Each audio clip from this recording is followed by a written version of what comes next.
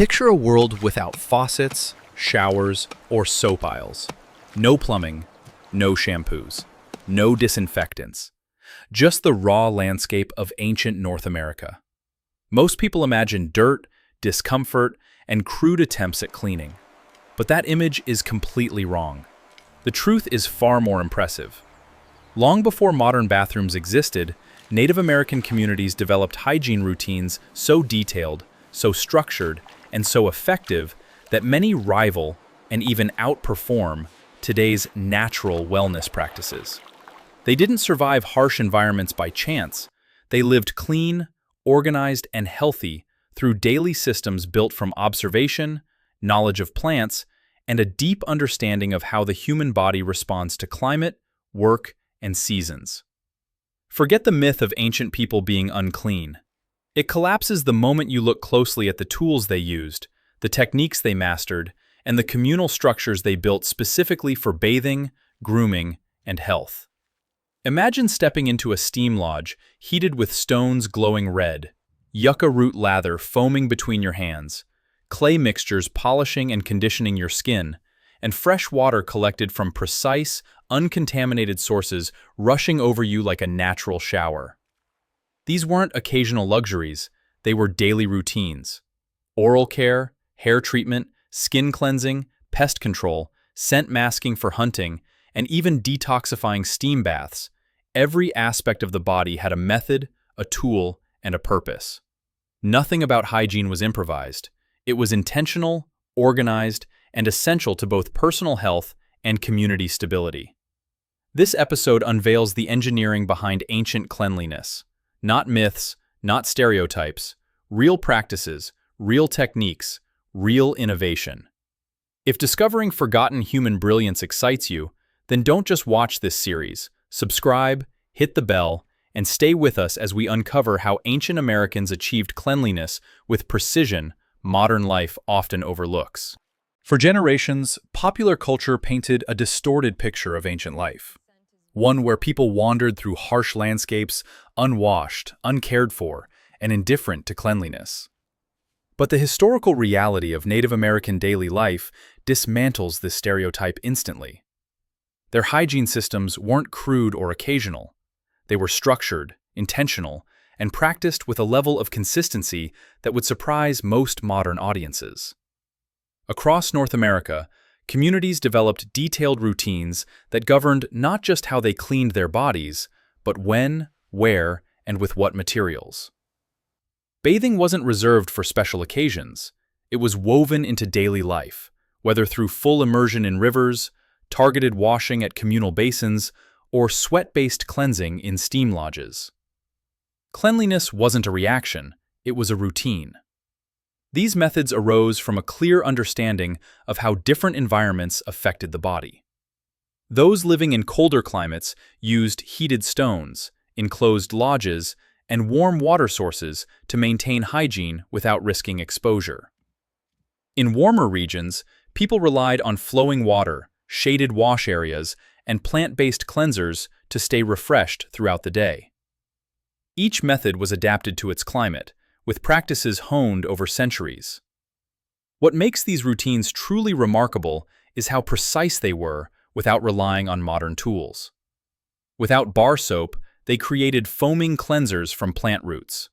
Without toothbrushes, they crafted chew sticks that polished teeth.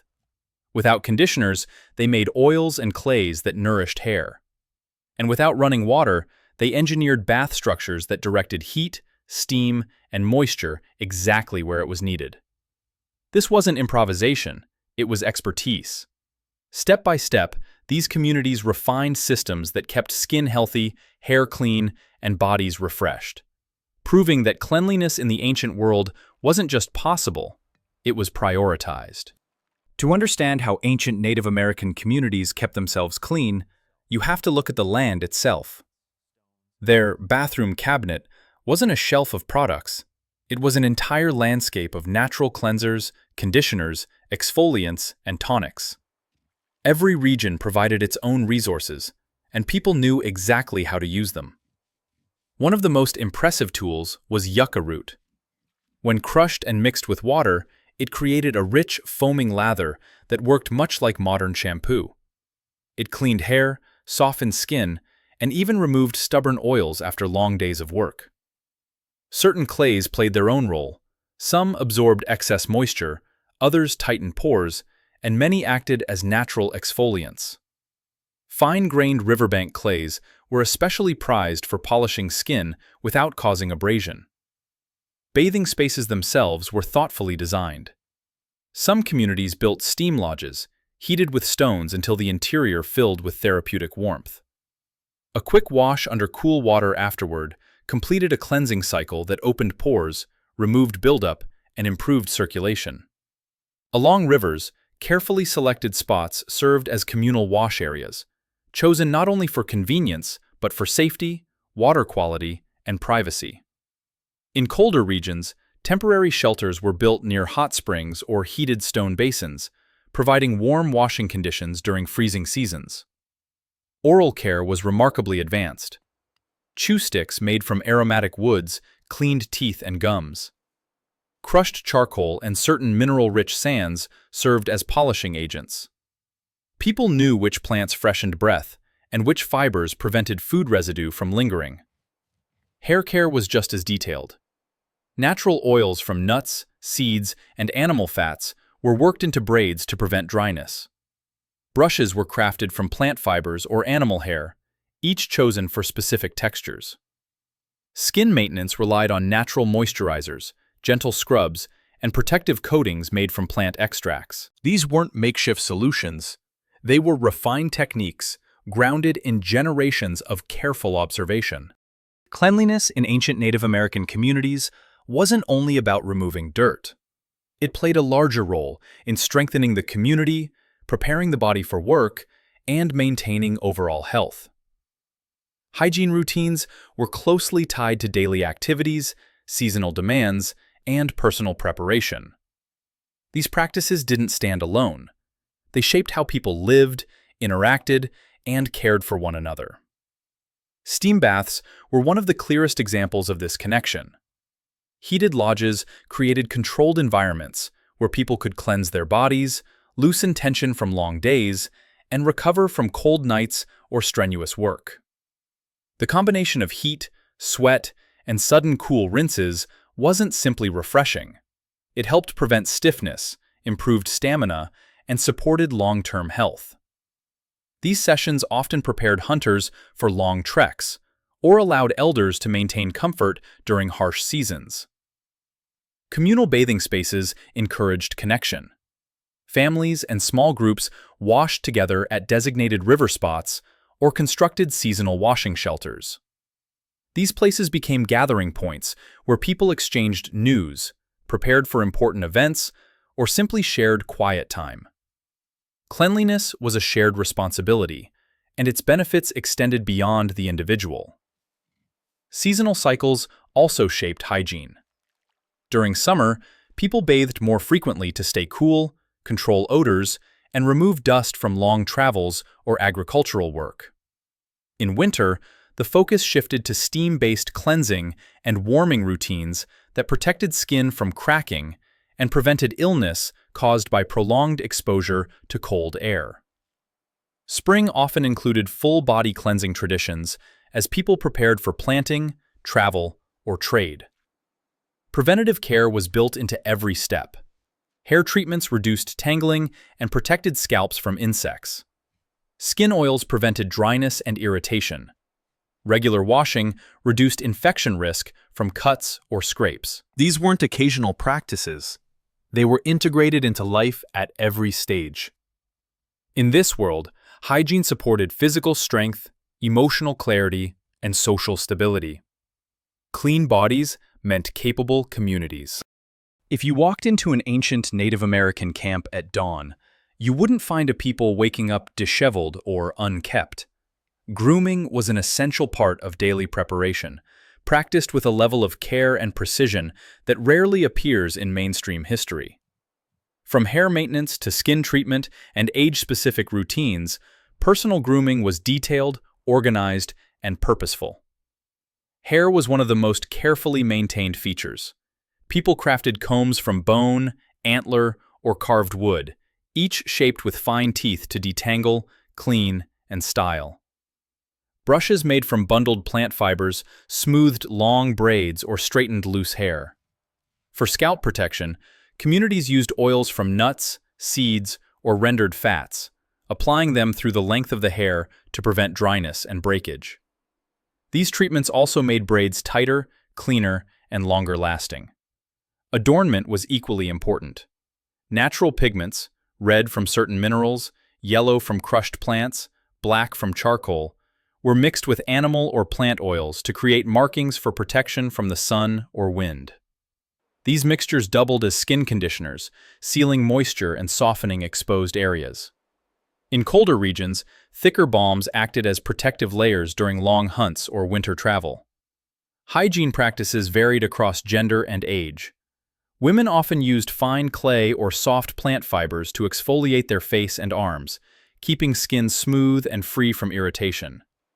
Men, especially hunters, maintained hair and skin routines that reduced scent and prevented dryness during long periods outdoors. Children learned basic grooming early, using mild plant washes and simple combs until they grew old enough for the full routines practiced by adults. Lice control and pest prevention were handled with specialized tools: thin bone picks, fine combs, and plant mixtures that discouraged insects. These methods were systematic, not occasional. Grooming wasn't cosmetic. It was practical, protective, and deeply integrated into everyday life.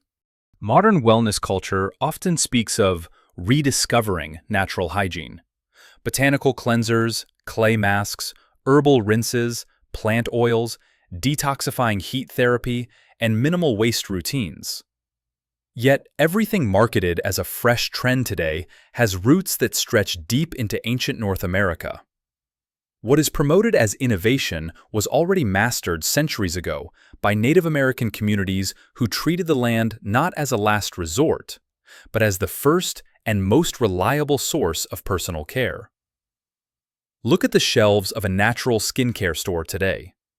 Clay detox masks, charcoal tooth powders, yucca-based shampoos, essential oils for hair, balms made from seed oils, even steam-based cleansing rituals. Every one of these modern products has a counterpart in ancient practice, often used with more skill and less environmental impact. These historical routines produced no synthetic waste, required no factories, and relied entirely on renewable materials. What makes these parallels striking is the efficiency of the ancient techniques. They used only what was needed, in forms that returned safely to the land. Everything served a purpose: clays that strengthened skin barriers, plant fibers that cleansed teeth, oils that protected from sun or wind exposure. These weren't luxury treatments. They were daily tools that maintained health while respecting local resources. Revisiting these methods also means challenging outdated historical narratives. For too long, ancient peoples were portrayed as lacking sophistication, especially in matters of hygiene. But the evidence is overwhelming. They maintained standards of cleanliness that rival many modern routines and outshine much of early European practice on the continent. The relevance of these traditions today isn't just historical curiosity. It's a reminder that sustainable self-care isn't new. It was practiced with precision long before modern products existed. Understanding these routines helps us appreciate both the ingenuity of the past and the possibilities for a more practical, environmentally responsible future. Ancient bathing wasn't limited to rivers and open-air washing. Many Native American communities built physical structures specifically for cleansing, recovery, and temperature control. These weren't crude shelters. They were engineered spaces designed to regulate heat, manage airflow, and create controlled environments where hygiene could be practiced safely in any season. The most impressive example was the steam lodge, constructed with a framework of bent saplings arched into a dome and covered with hides, bark sheets, or thick mats. Inside, heated stones created intense warmth. Water splashed on them produced clouds of steam that opened pores, cleansed skin, eased muscle tension, and prepared the body for a cold rinse. These lodges required careful design. Ventilation gaps, secure coverings, and fire-safe entrances ensured they functioned properly without risk of overheating or smoke accumulation. Other regions built bathing enclosures along riverbanks, partially shielded spaces that offered privacy and protection from wind or wildlife. Some were simple: reed walls, woven screens, or angled barriers. Others were more complex, especially in colder climates. Builders positioned them near warm springs or constructed stone-lined basins that could be filled with heated water carried from a central fire. Drainage was also carefully considered. Many bathing areas were placed on gentle slopes so water flowed away naturally, preventing stagnation. Stones lined heavily used areas to keep mud from forming, maintaining footing and reducing contamination. In forested regions, branches and needles were laid underfoot to create clean, dry surfaces. In winter, temporary shelters transformed bathing into a controlled process. Fires heated water in carved wooden bowls. Cloth-like materials made from softened hides were used for wiping, rinsing, and exfoliating. Even in freezing temperatures, these systems allowed people to stay clean without risking exposure. These structures prove an important point. Hygiene wasn't an afterthought. It was built into the physical landscape through thoughtful design and skilled craftsmanship. Cleanliness in ancient North America depended on one thing above all: reliable, safe water. Without plumbing, communities had to understand water with a level of precision that modern households rarely consider. They needed to know where it flowed, how it changed seasonally, which sources were safe to use, and how to reach them without risking contamination or danger. Their hygiene practices were only as strong as their water management systems, and those systems were remarkably advanced. Communities mapped their surroundings by water first. Bathing spots weren't chosen randomly. They were selected for clarity, depth, temperature, and current strength. Fast-moving streams were valued for rinsing because they carried debris away instantly. Still pools were used for warming or soaking when the weather allowed. In colder climates, people created openings in ice at specific locations where current prevented freezing, ensuring access year-round. Water safety was understood intuitively. Sources downstream from camps were avoided for washing. Areas with animal activity were marked off and not used. Freshwater springs were prized because they emerged clean, filtered naturally through layers of stone and earth. Transporting water for hygiene required its own tools. Carved wooden bowls, woven waterproof baskets sealed with natural resins, and tightly wrapped hide bags allowed people to carry warm water from fireside basins to washing shelters. In winter, heated stones were dropped into containers to keep water warm long enough for full-body washing. Even the approach to gathering water was carefully managed. People used scoops rather than hands to avoid stirring sediment. They stepped on stones instead of mud to prevent clouding a pool used by others. In some regions, specific paths were built to keep foot traffic from eroding banks or contaminating the source. Every choice preserved cleanliness at its origin. They didn't just use water. They protected it, managed it, and understood it as the foundation of every hygiene routine. One of the most overlooked achievements of ancient Native American hygiene is how adaptable it was. Cleanliness never relied on one method, one place, or one routine. Instead, it shifted with the seasons, the weather, and the demands of daily life. Whether in icy winters, humid summers, or unpredictable transitional months, people adjusted their hygiene practices with a precision that allowed them to stay healthy year-round. In summer, bathing was frequent. Heat, dust, and long hours of work made full-body washing part of the daily rhythm. Rivers became social hubs where families bathed, washed hair, cleaned tools, and cooled their bodies after labor. Natural soaps like yucca-root foamed easily in warm water, and plant-based scrubs removed buildup from sweat and dust. Hair was often rinsed more frequently during these months to prevent dryness from sun exposure. Autumn marked a shift. As temperatures cooled, people relied more on warm water basins, steaming structures, and shorter baths that focused on essential areas. This was also the time for preparing winter supplies, oils, balms, and plant extracts that protected skin once cold winds arrived. Winter required the greatest innovation. Steam lodges became the primary cleansing spaces. People used heated stones, controlled steam, and warm rinsing water to maintain hygiene without exposure. In some regions, warm springs provided safe, natural bathing spots even in snow-covered landscapes. Snow itself could be used for quick cleaning, especially when hunting far from camp. Spring brought renewal. After months of limited exposure to open water, communities engaged in full-body washing practices to prepare for planting seasons, travel, or trade routes reopening. Accumulated oils, smoke residue, and winter buildup were removed in thorough cleansing sessions. Every season had a method. Every weather pattern had a solution. Hygiene didn't pause for climate. It adapted with remarkable versatility. Cleanliness in ancient North America extended far beyond the body.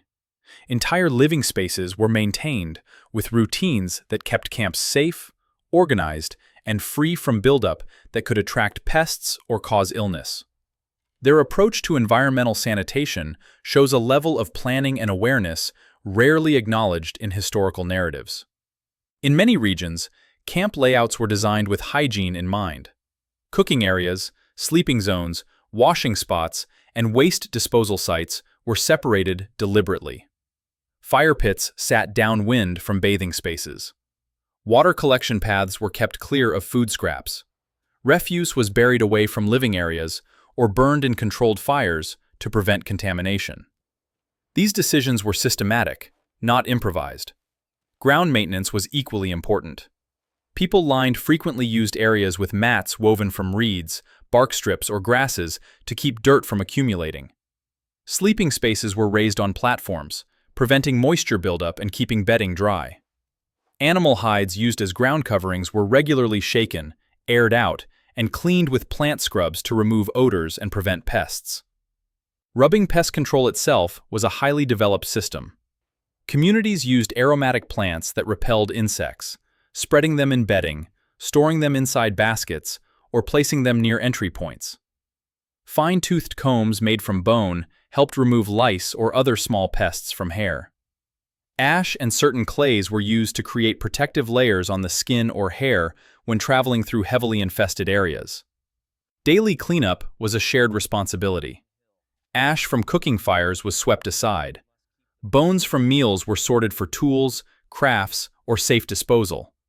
Water used for washing was thrown away from frequently traveled paths. Even small children learned cleanup routines early, helping keep communal spaces organized. These practices didn't just maintain order, they protected health, strengthened group resilience, and kept living spaces functional through every season. Clean camps weren't a luxury, they were a necessity, engineered through consistent discipline and thoughtful design.